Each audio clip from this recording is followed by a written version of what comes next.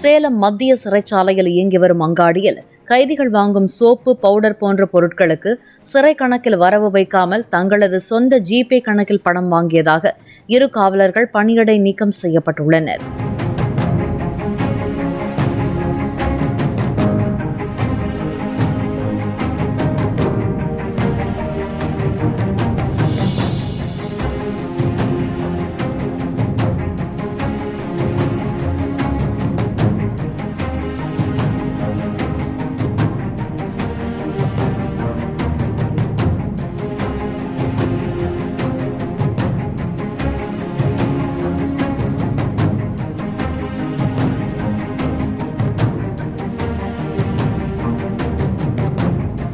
Play store மற்றும் app ஸ்டோரில் இருந்து பாலிமர் செயலியை QR கோடு மூலம் பதிவிறக்கம் செய்யுங்கள்.